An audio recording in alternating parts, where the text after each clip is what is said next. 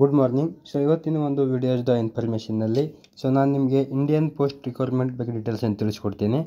Indian post ರಿಕ್ವೈರ್ಮೆಂಟ್ನ ಒಂದು department ಆಗಿರ್ತಕ್ಕಂಥ requirement ಬಂದ್ಬಿಟ್ಟು ನಿಮಗೆ ಟೋಟಲ್ ನಂಬರ್ ಆಫ್ ಪೋಸ್ಟ್ ಬಂದ್ಬಿಟ್ಟು 21,413 ಸಮಥಿಂಗ್ ಚೇಂಜಸ್ ಇದೆ. ಇದು ಒಂದು GDSನ ಪೋಸ್ಟ್ ಆಗಿ ರಿಕ್ವೈರ್ಮೆಂಟ್ ಮಾಡಿರ್ತಾರೆ. ಇದು ಒಂದು ರಿಕ್ವೈರ್ಮೆಂಟ್ ಬಂದ್ಬಿಟ್ಟು ನಿಮಗೆ ಇಂಡಿಯನ್ ಪೋಸ್ಟ್ ಡಿಪಾರ್ಟ್ಮೆಂಟಿಂದ ಪೋಸ್ಟ್ ಬಂದ್ಬಿಟ್ಟು GDS ಅಂತ ಲೈಕ್ ದಟ್ GDSನ ಒಂದು ಪೋಸ್ಟ್ ಆಗಿ ನಿಮಗೆ ಟೋಟಲ್ ವೇಕೆನ್ಸಿ ಬಂದ್ಬಿಟ್ಟು 21,413 ವೇಕೆನ್ಸಿಯನ್ನು ರಿಕ್ವೈರ್ಮೆಂಟ್ ಮಾಡಿರ್ತಾರೆ. ಅದರ ಡೀಟೇಲ್ಸನ್ನು ಹೇಳಲಾಗಿದೆ. ಮತ್ತು ಅದ್ರ ಬಗ್ಗೆ ನಿಮಗೆ ಇನ್ನು ಬೇರೆ ಎಕ್ಸಾಮ್ಸ್ ಕೂಡ ನಿಮಗೆ ಆನ್ಲೈನ್ ಗೈಡೆನ್ಸ್ ಮತ್ತು ಯಾವುದೇ ರೀತಿಯಿಂದ ಒಂದು ಪ್ರಿಪ್ರೇಷನ್ ಮತ್ತು ಇನ್ನೂ ಬೇರೆ ಡೀಟೇಲ್ಸ್ ಕೂಡ ಅವೈಲೇಬಲ್ ಆಗಿರ್ತಕ್ಕಂಥದ್ದು. ಯಾವುದೇ ರೀತಿಯಿಂದ ಅದು ಕೂಡ ನಿಮಗೆ UPSC, KPSC, ಪೊಲೀಸ್, ರೈಲ್ವೆ ಹೋದರೆ ಮತ್ತು ಆರ್ಮಿ ಸೆಕ್ಷನ್, ನೀಟ್, KEE ಮತ್ತು KCET ಎಲ್ಲ ಒಂದು ಎಕ್ಸಾಮ್ಸ್ನ ಒಂದು ಪ್ರಿಪ್ರೇಷನ್ ಅವೈಲೇಬಲ್ ಕೂಡ ಇಲ್ಲಿ ಸಿಗುತ್ತೆ.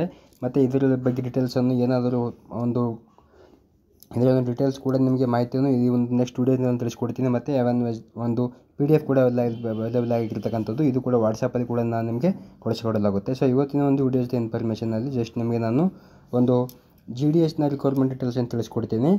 ಅದರ ಬಗ್ಗೆ ಒಂದು ನಿಮಗೆ ಇನ್ನೂ ಅದರ ಒಂದು PDF ಡಾಕ್ಯುಮೆಂಟ್ ಕೂಡ ಅವೈಲೇಬಲ್ ಆಗಿರ್ತಕ್ಕಂಥದ್ದು. ಯಾರ್ಯಾರಿಗೆ ಕೂಡ ನಿಮಗೆ PDF ಕೂಡ ಬೇಕಾದರೆ ಫುಲ್ ನೋಟಿಫಿಕೇಷನ್ ಕೂಡ ನಾನು ನಿಮಗೆ ವಾಟ್ಸಪ್ ಥ್ರೂ ಅಂತ ಸೆಂಡ್ ಮಾಡಲಾಗುತ್ತೆ.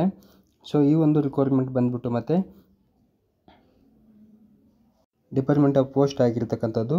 ಇದು ಬಂದ್ಬಿಟ್ಟು ನಿಮಗೆ ಇಂಡಿಯನ್ ಪೋಸ್ಟ್ ರಿಕ್ವೈರ್ಮೆಂಟ್ ಆಗಿರ್ತಕ್ಕಂಥ ಒಂದು GDS ಲೈಕ್ ದಟ್ ಒಂದು ನೀವು ನೋಡ್ಬೋದು. ಗ್ರಾಮೀಣ ಡಾಕ್ ಸೇವಕ್ ಅಂತ ಒಂದು ನೇಮಿಂಗ್ ಕೊಟ್ಬಿಟ್ಟು ಪೋಸ್ಟ್ ರಿಕ್ವೈರ್ಮೆಂಟ್ ಮಾಡಿರ್ತಕ್ಕಂಥದ್ದು. ಟೋಟಲ್ ವೇಕೆನ್ಸಿ ಬಂದ್ಬಿಟ್ಟು ನಿಮಗೆ 21,413 ಚೇಂಜಸ್ ಸಮಥಿಂಗ್ ಏನೋ ಇರುತ್ತೆ.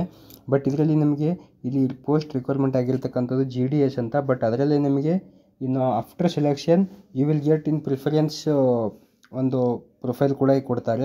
ಲೈಕ್ ದಟ್ ಒಂದು ಬ್ರಾಂಚ್ ಪೋಸ್ಟ್ ಮಾಸ್ಟರ್ ಅಥವಾ ಮತ್ತು ಅಸಿಸ್ಟೆಂಟ್ ಬ್ರಾಂಚ್ ಪೋಸ್ಟ್ ಮಾಸ್ಟರ್ ಆಗಿ ಒಂದು ಅದರಲ್ಲಿ. ಬಟ್ ಇಲ್ಲಿ ಅಪಾಯಿಂಟ್ಮೆಂಟ್ ಆಗೋದು ಮಾತ್ರ GDS ಪೋಸ್ಟ್ ಮುಖಾಂತರ ಮಾತ್ರ ಆಗೋದು.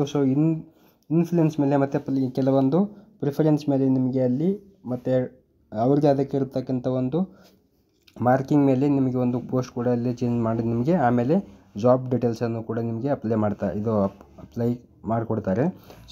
ಇದು ಬಂದ್ಬಿಟ್ಟು ನಿಮಗೆ ಸ್ಟಾರ್ಟಿಂಗ್ ಆಗಿ ನಿಮಗೆ ಇದಕ್ಕೆ ಒಂದು ಅಪ್ಲಿಕೇಶನ್ನ ಸ್ಟಾರ್ಟಿಂಗ್ ಡೇಟ್ ಮತ್ತು ಕ್ಲೋಸಿಂಗ್ ಡೇಟ್ ಹೇಳಿರ್ತೀನಿ ನೋಡಿ. ಇದು ಬಂದ್ಬಿಟ್ಟು ನಿಮಗೆ ಟೋಟಲ್ ವೇಕೆನ್ಸಿ 21,000 ಆಗಿರ್ತಕ್ಕಂಥದ್ದು. ಇದರ ಒಂದು ಅಪ್ಲಿಕೇಶನ್ನ ಡೇಟ್ ಬಂದ್ಬಿಟ್ಟು ನಿಮಗೆ 10 ಫೆಬ್ರವರಿ 2025 ಟು 3rd ಮಾರ್ಚ್ 2025 ಇದಕ್ಕೆ ಒಂದು ಲಾಸ್ಟ್ ಡೇಟ್ ಆಗಿರುತ್ತೆ ಫಾರ್ ಅಪ್ಲಿಕೇಶನ್. ಮತ್ತು ಯಾವುದೇ ಒಂದು ಅಭ್ಯರ್ಥಿಗಳಿಗೆ ಅಪ್ಲಿಕೇಶನ್ನ ಫೀಸ್ ಏನಿರುತ್ತೆ ಅದು ಕೂಡ ನಿಮಗೆ ಇದೇ ಒಂದು ಡೇಟಲ್ಲಿ ಇನ್ನೂ ಕ್ಲೋಸ್ ಮಾಡತಕ್ಕದ್ದು. ಸ್ಟಾರ್ಟಿಂಗ್ ಡೇಟ್ ಬಂದ್ಬಿಟ್ಟು ನಿಮಗೆ 10 ಫೆಬ್ರವರಿ ಟು ಮಾರ್ಚ್ 3rd ತನಕ ನಿಮಗೆ ಲಾಸ್ಟ್ ಡೇಟ್ ಫಾರ್ ಅಪ್ಲಿಕೇಶನ್ ಆಗಿರುತ್ತೆ. ಆಫ್ಟರ್ ದ್ಯಾಟ್ ಅಪ್ಲಿಕೇಶನ್ನ ಕ್ಲೋಸ್ ಆದಮೇಲೆ ಏನಾದರೂ ನಿಮಗೆ ಕರೆಕ್ಷನ್ಗೆ ಲಿಟಲ್ ಬಿಟ್ ಅವೈಲೇಬಿಲಿಟಿ ಕರೆಕ್ಷನ್ ಇರತಕ್ಕಂಥ ಅಭ್ಯರ್ಥಿಗಳು ಮಾತ್ರ ಏನಾದರೂ ಕರೆಕ್ಷನ್ ಚೇಂಜಸ್ ಇದ್ದರೂ ಕೂಡ ನಿಮಗೆ ಎಡಿಟ್ ಆಪ್ಷನ್ಗೆ ಅಂತ ನಿಮಗೆ ಒಂದು 6th ಮಾರ್ಚಿಂದ 8th ಮಾರ್ಚ್ವರೆಗೂ ಮತ್ತು ಅದಕ್ಕೆ ಜಸ್ಟ್ ಅಪ್ಲೈಡ್ ಮಾಡಿರ್ತಕ್ಕಂಥ ಅಪ್ಲಿಕೆಂಟ್ಗೆ ಜಸ್ಟ್ ಎಡಿಟ್ ಅಥವಾ ಕರೆಕ್ಷನ್ ಪರ್ಪೋಸವಾಗಿ 2 ದಿವಸ ಮಾತ್ರ ವೆಬ್ಸೈಟನ್ನು ಓಪನ್ ಮಾಡಿರ್ತಾರೆ. ನೆಕ್ಸ್ಟ್ ಬಂದ್ಬಿಟ್ಟು ನಿಮಗೆ ಇನ್ನು ನಾನು ಹೇಳಿದ್ದೆ ನಿಮಗೆ GDS ಆಗಿ ಪೋಸ್ಟ್ ರಿಕ್ವೈರ್ಮೆಂಟ್ ಮಾಡಿರ್ತಾರೆ. ಬಟ್ ಅದರಲ್ಲಿ ನಿಮಗೆ ಹೋದ್ಮೇಲೆ after selection you will get some preference like that ಒಂದು ಪೋಸ್ಟನ್ನು ಕೂಡ ನಿಮಗೆ ಅದೇ ಪೋಸ್ಟಲ್ಲಿನೇ ಬಟ್ ಜಾಬ್ ರೂಲ್ ಮಾತ್ರ ಚೇಂಜ್ ಮಾಡಿಕೊಟ್ಟಿರ್ತಾರೆ. ಲೈಕ್ ದಟ್ ಒಂದು ಬ್ರಾಂಚ್ ಪೋಸ್ಟ್ ಮಾಸ್ಟರ್ ಅಂತ. ಇದು ಒಂದು ಬ್ರಾಂಚ್ ಪೋಸ್ಟ್ ಮಾಸ್ಟರ್ಗೆ ಮತ್ತು ಅಲ್ಲಿ ಒಂದು ನಮಗೆ ಮಾಡ್ತಾರೆ. ಇಲ್ಲ ಅಸಿಸ್ಟೆಂಟ್ ಬ್ರಾಂಚ್ ಪೋಸ್ಟ್ ಮಾಸ್ಟರ್ಗೆ ಕೂಡ ನಿಮಗೆ ಜಾಬ್ ರೂಲ್ ಆಗಿ ನಿಮಗೆ ಒಂದು ಜಾಬ್ ಇದು ಒಂದು ಕೊಟ್ಟಿರ್ತಾರೆ. ಬಟ್ ಡಾಕ್ ಸೇವಕ ಅಂತ ಲೈಕ್ ದಟ್ ಒಂದು ಡಾಕ್ ಸೇವಕಾಗಿ ನಿಮಗೆ ಕೂಡ ಒಂದು ಪೋಸ್ಟನ್ನು ಡಿವೈಡ್ ಮಾಡಿ ಅಲ್ಲಿ ಆಮೇಲೆ ಸೆಲೆಕ್ಷನ್ ಆದಮೇಲೆ ಜಾಬ್ ರೂಲನ್ನು ಡೀಟೇಲ್ಸ್ ಹೇಳ್ತಾರೆ. ನೆಕ್ಸ್ಟ್ ಬಂದ್ಬಿಟ್ಟು ನಿಮಗೆ ಪೇಮೆಂಟ್ಸ್ಗೆ ಯಾವ ಥರ ಇರುತ್ತೆ, ಇದು ಒಂದು ಅಲೌನ್ಸ್ ಬೇಸ್ ಮೇಲೆ ಇರತಕ್ಕಂಥ ಸ್ಲ್ಯಾಬು. ಇದು ಬಂದ್ಬಿಟ್ಟು ನಿಮಗೆ ಈ ಒಂದು ರಿಕ್ವೈರ್ಮೆಂಟ್ನ ಡೀಟೇಲ್ಸ್ಗೂ ಸೂಟೇಬಲ್ ಫಾರ್ ಇದು ಆಗಿರ್ತಕ್ಕಂಥ ಪೇಮೆಂಟ್ ಸ್ಲಿಪ್ ಕೂಡ ಆಗಿರ್ತಕ್ಕಂಥದ್ದು. ನೆಕ್ಸ್ಟ್ ಬಂದ್ಬಿಟ್ಟು ನಿಮಗೆ ಇದಕ್ಕೆ ಒಂದು ಏಜ್ ಲಿಮಿಟ್ ಯಾವ ರೀತಿ ಇರುತ್ತೆ ಅಂದರೆ ಏಜ್ ಲಿಮಿಟ್ ಮಿನಿಮಮ್ ಬಂದ್ಬಿಟ್ಟು ನಿಮಗೆ all candidates for 18 years up to maximum ಬಂದ್ಬಿಟ್ಟು 40 ಇಯರ್ಸ್ ಫಾರ್ ಮ್ಯಾಕ್ಸಿಮಮ್ ಆಗಿರ್ತಕ್ಕಂಥದ್ದು. ಇನ್ ದ್ಯಾಟ್ ಅದರಲ್ಲೂ ಕೂಡ ನಿಮಗೆ ಕ್ಯಾಟಗರಿ ವೈಸ್ ಕೂಡ ಏಜ್ ರಿಲ್ಯಾಕ್ಸೇಷನ್ ಕೂಡ ಇರುತ್ತೆ. ಇದರಲ್ಲಿ ನಿಮಗೆ ಕ್ಯಾಟಗರಿ ವೈಸಲ್ಲಿ ನಿಮಗೆ ಏಜ್ ರಿಲ್ಯಾಕ್ಸೇಷನ್ ಕೂಡ ಅವೈಲೇಬಲ್ ಆಗಿರ್ತಕ್ಕಂಥದ್ದು. ಯಾವ ಕಾಸ್ಟ್ ಅಭ್ಯರ್ಥಿಗಳಿಗೆ ಎಷ್ಟು ವರ್ಷ ಎಲ್ಲ ಡೀಟೇಲ್ಸನ್ನು ಇಲ್ಲಿ ಕೊಟ್ಟಿದ್ದಾರೆ. ಇದು ಒಂದು ನಿಮಗೆ PDF ಕೂಡ ಅವೈಲೇಬಲ್ ಅಲ್ಲಿ ವಾಟ್ಸಪ್ಪಲ್ಲಿ ಸಿಗಲಾಗುತ್ತೆ. ನೆಕ್ಸ್ಟ್ ಬಂದ್ಬಿಟ್ಟು ನಿಮಗೆ ಎಜುಕೇಷನ್ ಕ್ವಾಲಿಫಿಕೇಷನ್ ಯಾವ ಥರ ಇರುತ್ತೆ ಅಂದರೆ ಇದಕ್ಕೆ ಒಂದು ರಿಕ್ವೈರ್ಮೆಂಟ್ ಮಾಡಿರ್ತಕ್ಕಂಥ ಒಂದು ಎಜುಕೇಷನ್ ಕ್ವಾಲಿಫಿಕೇಷನ್ ಏನಿರುತ್ತೆ ಅಂದರೆ ಇದು ಓವರ್ ಆಲ್ ಹೇಳಬೇಕಾದ್ರೆ ಜಸ್ಟ್ ಒಂದು 10th ಲೈಕ್ ದಟ್ SSLC ಅಂತ ಕೂಡ ಹೇಳ್ಬೋದು. 10th ಕ್ಲಾಸ್ ಮಾತ್ರ ಇದಕ್ಕೆ ಒಂದು ಎಜುಕೇಷನ್ ಕ್ವಾಲಿಫಿಕೇಷನ್ ನೀಡ್ ಆಗಿರ್ತಕ್ಕಂಥದ್ದು. ಬಟ್ ಅದು ಕೂಡ ನಿಮಗೆ ಹೈಯರ್ ರ್ಯಾಂಕಿಂಗಲ್ಲಿ, ಯಾಕಂದರೆ ಸೆಲೆಕ್ಷನ್ ಪ್ರೊಸೆಸ್ ಬಂದ್ಬಿಟ್ಟು ನಿಮಗೆ based on merit like that based on ranking ಮೇಲೆ ಇದಕ್ಕೆ ಒಂದು ಸೆಲೆಕ್ಷನ್ ಪ್ರೊಸೆಸ್ ಆಗಿರ್ತಕ್ಕಂಥದ್ದು. ಇದಕ್ಕೆ ಯಾವುದೇ ರೀತಿಯ ಎಕ್ಸಾಮ್ಸ್ ಮತ್ತು ಏನೂ ನಡೆಸೋಂಗಿಲ್ಲ. So based on your ranking ಮೇಲೆ 10th ಮಾರ್ಕ್ಸ್ ಕಾರ್ಡ್ ನಾವು ರ್ಯಾಂಕಿಂಗ್ ಮೇಲೆ ಇದಕ್ಕೆ ಸೆಲೆಕ್ಷನ್ ಪ್ರೊಸೆಸ್ ಆಗಿರ್ತಕ್ಕಂಥದ್ದು. ಸೊ ನೆಕ್ಸ್ಟ್ ಬಂದ್ಬಿಟ್ಟು ನಿಮಗೆ ಅದರ್ ಕ್ವಾಲಿಫಿಕೇಷನ್ ಫಾರ್ ಪ್ರಿಫರೆನ್ಸಲ್ಲಿ ಸೆಲೆಕ್ಷನ್ ಮಾಡಬೇಕಾದ್ರೆ ನಿಮಗೆ ಅದರ್ ಕ್ವಾಲಿಫಿಕೇಷನ್ ಬೇಕಾದರೂ ನೀಡಿರುತ್ತೆ. ಬಟ್ ಇದಕ್ಕೆ ಅಪ್ಲಿಕೆಂಟಿಗೆ ಏನು ಅಪ್ಲಿಕೇಶನ್ಗೆ ಇವಾಗ ನೀಡಿಲ್ಲ. ಬಟ್ ಒಂದು ಪ್ರಿಫರೆನ್ಸ್ಗೆ ಬೇಕಾದರೆ ಇದೆಲ್ಲ ನಾಲೆಜ್, ಕಂಪ್ಯೂಟರ್ ನಾಲೆಜು, ಸೈಕ್ಲಿಂಗು ಎಲ್ಲ ಬಂದಿರತಕ್ಕಂಥದ್ದು. ಫಾರ್ ಡಾಕ್ ಸೇವಕ ಪೋಸ್ಟಿಗೆ ಇದೆಲ್ಲ ರಿಕ್ವೈರ್ಮೆಂಟ್ ಇರತಕ್ಕಂಥದ್ದು. ಸೊ ನೆಕ್ಸ್ಟ್ ಬಂದ್ಬಿಟ್ಟು ನಿಮಗೆ ಇದ್ರ ಡೀಟೇಲ್ಸಾಗಿ ಹೇಳಬೇಕಾದ್ರೆ how to apply like that. So ಇದು ಒಂದು ಆನ್ಲೈನ್ ಅಪ್ಲಿಕೇಶನ್ ಆಗಿರ್ತಕ್ಕಂಥದ್ದು. ಇದು ಬಂದ್ಬಿಟ್ಟು ನಿಮಗೆ ಆನ್ಲೈನ್ ಅಪ್ಲಿಕೇಶನಲ್ಲಿ ನೀವು ಇದಕ್ಕೆ ಅಪ್ಲಿಕೆ ಮಾಡಬೇಕಾಗುತ್ತೆ. ಇಲ್ಲ ಕೆಲವೊಂದು ಮುಂಚೆ ಥರ ನೀವು ಆಫ್ಲೈನ್ ಕೂಡ ಇಲ್ಲಿ ಕೊಟ್ಟಿರ್ತಾರೆ ಅಪ್ಲಿಕೇಶನ್ ಫಾರ್ಮ್ಯಾಟ್ ಯಾವ ಥರ ಇರುತ್ತೆ ಅಂತ. ಈ ಒಂದು PDF ಇದಕ್ಕೆ ಒಂದು ಅಪ್ಲಿಕೇಶನ್ ಫಾರ್ಮ್ ಕೂಡ ಕೊಟ್ಟಿರ್ತಾರೆ. ಸೊ ಆ ಒಂದು ಫಾರ್ಮ್ಯಾಟ್ ಕೂಡ ಫಿಲ್ ಮಾಡಿಬಿಟ್ಟು ನೀವು ಬೈ ಪೋಸ್ಟು ಅಥವಾ ವೆಜಾರಿಟೀಸ್ ಬೈ ಗೌರ್ಮೆಂಟ್ನ ಒಂದು ಕೊರಿಯರ್ ಥ್ರೂ ಕೂಡ ನಿಮಗೆ ಇದಕ್ಕೆ ಅಪ್ಲೈ ಮಾಡಬಹುದಾಗಿದೆ. ಸೊ ಇದಕ್ಕೆ ಬಂದ್ಬಿಟ್ಟು ನಿಮಗೆ ಸೆಲೆಕ್ಷನ್ ಕ್ರೈಟೀರಿಯಾ ಯಾವ ಥರ ಇರುತ್ತೆ ಅಂದರೆ, ಸೊ ನಿಮ್ಗೆ ಹೇಳಿದ್ದೆ ಮೆರಿಟ್ ಲಿಸ್ಟ್ ಮೇಲೆ ಇದಕ್ಕೆ ಸೆಲೆಕ್ಷನ್ ಪ್ರೊಸೆಸ್ ಆಗುತ್ತೆ. ಸೊ ಒಂದು ರೀತಿಯಲ್ಲಿ ನಿಮಗೆ ಅದಕ್ಕೆ ಯಾವ ಹೈ ರ್ಯಾಂಕಿಂಗಲ್ಲಿ ಇರುತ್ತೆ, ಸೊ ಆ ರೀತಿಯಲ್ಲಿ ಪರ್ಸೆಂಟೇಜ್ ಮೇಲೆ ನಿಮಗೆ ಅದು ಒಂದು ಇಲ್ಲಿ ಕೊಟ್ಟಿದ್ದಾರೆ ನೋಡಿ ಯಾವ ಥರ ರಿಕ್ವೈರ್ಮೆಂಟ್ನ ಒಂದು ಸೆಲೆಕ್ಷನ್ ಪ್ರೊಸೆಸ್ ಇರುತ್ತೆ ಅಂತ.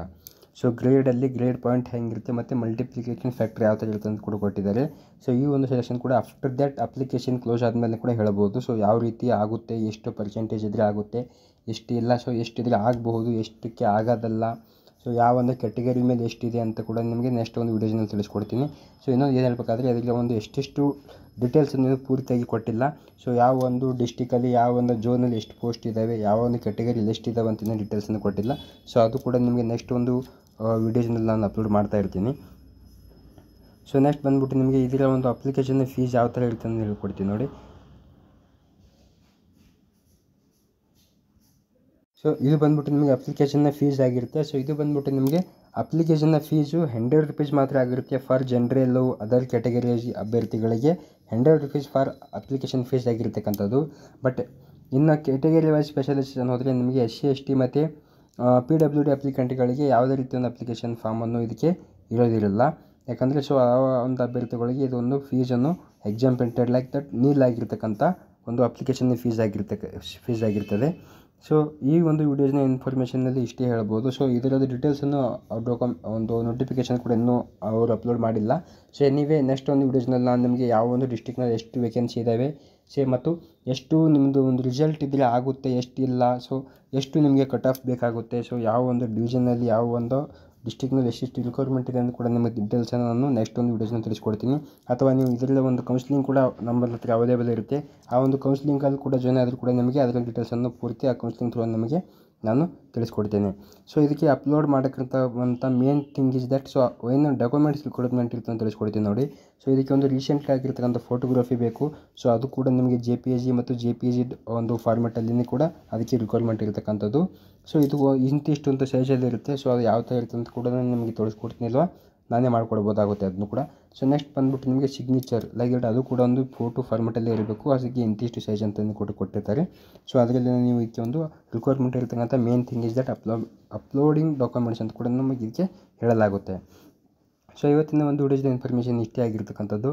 ಸೊ ನೆಕ್ಸ್ಟ್ ವೀಡಿಯೋಸ್ನಲ್ಲಿ ನಾನು ನಿಮಗೆ ಇದ್ರ ಬಗ್ಗೆ ಡೀಟೇಲ್ಸನ್ನು ತಿಳಿಸ್ಕೊಡ್ತೀನಿ. ಇಲ್ಲ whether it is you so WhatsApp ಕೂಡ ನೀವು ಜಾಯ್ನ್ ಆದರೆ, ಸೊ ವಾಟ್ಸಪ್ಪಲ್ಲಿ ಕೂಡ ಇದರಿಂದ ಒಂದು ಆಧಾರಿತ ಪರ್ಟಿಕ್ಯುಲರ್ ಗ್ರೂಪ್ಸ್ ಕೂಡ ಇರುತ್ತೆ. ಅದರಲ್ಲಿ ಕೂಡ ನಮಗೆ ಇದ್ರ ಬಗ್ಗೆ ಕೌನ್ಸಿಲಿಂಗ್ ಆಗಿ ನಡೆಸಿಕೊಂಡು ಸೊ ಎಲ್ಲ ಡೀಟೇಲ್ಸನ್ನು ತಿಳಿಸ್ಕೊಡ್ತೀನಿ. Up to till over your exam ಅಂತ ಕೂಡ ನಿಮಗೆ ಇದಕ್ಕೆ ಒಂದು ಗೈಡೆನ್ಸನ್ನು ಕೂಡ ಅವೈಲೇಬಲ್ ಆಗಿರುತ್ತೆ.